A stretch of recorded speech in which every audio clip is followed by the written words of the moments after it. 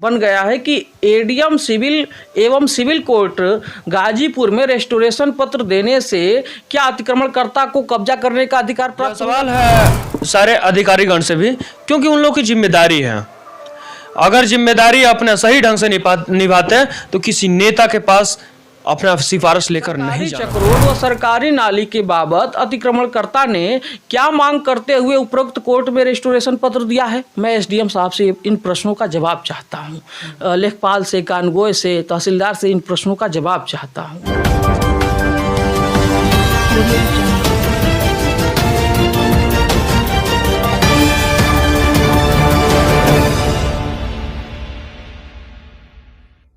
नमस्कार, मैं मनीष कुमार भारद्वाज, आप देख रहे हैं आज़ाद हिंद न्यूज़। इस समय हम मटवा में, जो गाजीपुर जिले के बाराचौर ब्लॉक के अंतर्गत माटा ग्राम सभा है, यहाँ पर कुछ मामला है। आइए इनसे जानने का प्रयास करेंगे और उस पर फोकस डालने का प्रयास करेंगे कि क्या मामला है और क्यों ऐसा हो रहा है। सबसे पहले आपका स्वागत है दादाजी। अपना परिचय बताएं। मैं महेश राम, रिटायर अध्यापक, जूनियर हाई स्कूल, जिला परिषद गाजीपुर। क्या मामला है? जैसे अभी चक्रोड वाली को कोई मामला था, क्या मामला था और कैसी लड़ाई है? चक्रोड जो है वो कागज़ में है, 520 नंबर है, 41 हेक्टेयर है उसका रकबा, और वह बहुत पहले से अंकित है। चकबंदी के समय से ही वह चक्रोड कागज़ में निकाला गया है, लेकिन एक ज़बरदस्त जो अपने को मालूम कर रहा है वही हड़प लिया है, उस पर अतिक्रमण किया हुआ है। अतिक्रमण हटाने के लिए मैं सरकार से हमेशा निवेदन करता चला आ रहा हूँ, अब तक सुनवाई नहीं की गई है, न अतिक्रमण हटाया गया। अधिकारियों को कोई कागज वगज दिया गया या ऐसे? हाँ, अधिकारियों को कागज़ दिया गया है, यहाँ तक कि पीएम के यहाँ से भी आया है, डीएम के यहाँ, डीएम साहब के यहाँ से आया है। एसडीएम को आदेश है स्थापित करने के लिए कि सीमांकन करके उसे स्थापित किया जाए, लेकिन राजस्व के अभिलेख के मुताबिक सीमांकन किया गया। तहसीलदार आकर के कराया और तहसीलदार के सीमांकन कराने के बाद अब तक वो अतिक्रमण हटाया नहीं गया है। यानी उसको पूरा सीमांकन हो गया कि यहाँ पर अतिक्रमण है, लेकिन फिर भी डीएम के अनुसार, डीएम के आदेश के अनुसार फिर भी हटाया नहीं गया। आप परेशान हैं। इससे उस रास्ते से तमाम लोगों की आवागमन बंद होगा। बाधित है और एक तरह से उधर जाना ही मुश्किल है। 4-1 जा ही नहीं सकती है, कई लोगों की खेत है, हमारा खेत है। कब से ये लड़ाई चल रही थी? 8/8/12 से है, यानी 2012 से अब तक लड़ाई कर रहे हैं, लेकिन फिर भी कोई सुनवाई नहीं। ये सवाल है, अतिक्रमण हटेगा नहीं तब तक हमारी सुनवाई कैसे मानी जाएगी? यह सवाल है सारे अधिकारीगण से भी, क्योंकि उन लोगों की जिम्मेदारी है। अगर जिम्मेदारी अपना सही ढंग से निभाते हैं तो किसी नेता के पास अपना सिफारिश लेकर नहीं जाना पड़ता। नेता के पास गए ना, हाँ, तभी ना पीएम के यहाँ पहुँचे। किसी नेता के पास, देखिए अधिकारी और नेता, ये लोग अगर नेता के पास नहीं जाते लोग, अगर कोई अधिकारी सुनता, लेकिन अधिकारी सुनेगा कैसे? नेता भी वही हाल है, अधिकारी का भी वही हाल है। लेकिन इसको देखना चाहिए, क्योंकि बुलडोजर बाबा कहा जाता है। अभी आपने देखा भी होगा हमारे चैनल के माध्यम से, जेसीबी और बुलडोजर लेकर गए लोग रैलियों में, लेकिन ये सवाल है क्या इन लोगों पर बुलडोजर नहीं चलेगा? किसकी जिम्मेदारी है? आप लोगों की जिम्मेदारी है। दर्शक बंधु, आप लोग इसको देखिए और बताइए कमेंट में, क्या सरकारी अतिक्रमण कोई कर सकता है? केवल एक ही व्यक्ति को टारगेट बनाया जाता है? उत्तर प्रदेश में कई लोग हैं जो कि सरकारी अतिक्रमण कर चुके हैं, लेकिन उन लोगों पर कार्रवाई नहीं हो रहा है। क्यों नहीं हो रहा है ये तो आप लोग स्वयं जानते हैं। आइए इनसे और कुछ प्रश्न इस संदर्भ में डीएम साहब ने 14/6/2021 को आदेश दिया था कि एसडीएम कासमाबाद कृपया संलग्न आदेश 122B का मुकदमा चलाकर अपर तहसीलदार मोहम्मदाबाद ने आदेश दिया था। आदेश की कॉपी भी है साथ में, और इस आदेश को जुर्माना के साथ चक्रोड खाली करने के लिए 5,320 रुपया जुर्माना के साथ आदेश दिया गया था और नाली भी खाली करने के लिए उसका जुर्माना दिया था 280 रुपये का जुर्माना नाली खाली करने के लिए दिया था। कितने दिन का जैसे जुर्माना है? ये आदेश है 7/4/2015 का आदेश है, 2015 का, लेकिन अब तक नहीं हुआ। अब तक नहीं हुआ। इस आदेश का पालन करने के लिए डीएम साहब ने साफ शब्दों में लिखा है कि एसडीएम कासमाबाद कृपया संलग्न आदेश का अनुपालन कराएं, चक्रोड का राजस्व अभिलेखानुसार सीमांकन कर मौके पर स्थापित करें। अब इस आदेश का एसडीएम साहब ने पालन किया पर पूर्णतः नहीं किया, अधूरा किया। कहाँ तक किया कि अतिक्रमणकर्ता को अतिक्रमण हटाने के लिए नोटिस दिया, 3 नोटिस दी गई, उसकी प्रति महेश राम को नहीं दिया गया।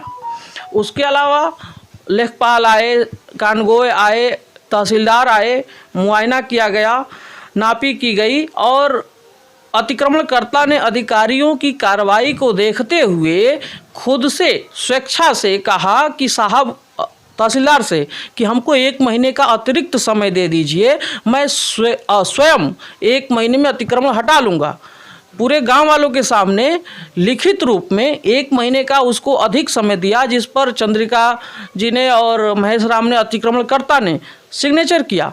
उस लिखित दिए गए अतिरिक्त समय की भी प्रति महेश राम को नहीं दी गई और वो समय बीत गया। अब समय बीतने के बाद पता नहीं तहसीलदार साहब अमित शेखर जी क्यों नहीं फिर हटाने के लिए इस पे उतारू हुए। उन्होंने रुचि हटाने से क्यों अपनी रुचि हटा लिया, या एक समय खुद से दिया और समय बीतने के बाद वो बदल क्यों गए, ये बड़ा प्रश्न है। उसके अलावा रिपोर्ट ये लगा दिया जाता है कि ये time barred restoration ADM office में चल रहा है, इसलिए नहीं हट सकता।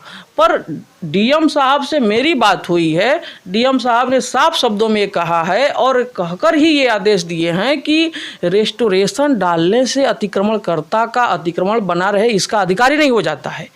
और रेस्टोरेशन सरकारी नाली चक्रोड पे हो ही नहीं सकता, उसकी मांग कुछ और होगी और उसे अतिक्रमण हटाना होगा, हर सूरत में हटाना होगा और तभी उन्होंने दिया। लेकिन रिपोर्ट लेखपाल साहब ऐसा क्यों लगा देते हैं, ये भी बड़ा प्रश्न है।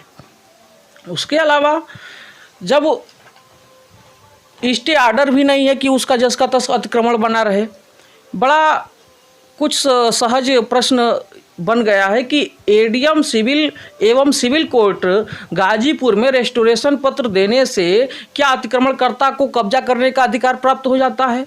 सरकारी चक्रोड व सरकारी नाली के बाबत अतिक्रमणकर्ता ने क्या मांग करते हुए उपरोक्त कोर्ट में रेस्टोरेशन पत्र दिया है? मैं एसडीएम साहब से इन प्रश्नों का जवाब चाहता हूँ, लेखपाल से, कानगोय से, तहसीलदार से इन प्रश्नों का जवाब चाहता हूँ। यदि रेस्टोरेशन पत्र खारिज होने पर ही अतिक्रमण हटाया जा सकता है तो एसडीएम के निर्देश पर तहसीलदार मौका मुआयना एवं सीमांकन कर अतिक्रमण हटाने हेतु क्रमशः 3 नोटिस कैसे जारी कर सकते हैं? अतिरिक्त अतिक्रमणकर्ता के अनुरोध पर तहसीलदार द्वारा लिखित रूप में 1 महीने का अतिरिक्त समय कैसे दिया जा सकता है? अतिक्रमण हटाने हेतु नोटिसों की प्रति एवं लिखित रूप में दिए गए अतिक्रमणकर्ता के अतिरिक्त समय की प्रति प्रार्थी को क्यों नहीं दी गई, प्रार्थी महेश राम को? अपर तहसीलदार मोहम्मदाबाद ने 122B का मुकदमा चलाकर चक्रोड व नाली के से जुर्माने के साथ अतिक्रमण हटाने का आदेश दिया और जिलाधिकारी ने एसडीएम कासमाबाद को संलग्न आदेश का अनुपालन करते हुए चक्रोड को राजस्व अभिलेखानुसार कायम करने का आदेश दिया है। तो क्या दोनों आदेश रेस्टोरेशन पत्र के कारण मान्य नहीं होगा? अतिक्रमणकर्ता ने रेस्टोरेशन पत्र एडीएम कोर्ट में 31/8/2018 से ही दिया है, जो इस समय एडीएम कोर्ट में लंबित है। सिविल जज गाजीपुर के यहाँ तो कुछ दिन पहले ही दिया गया है।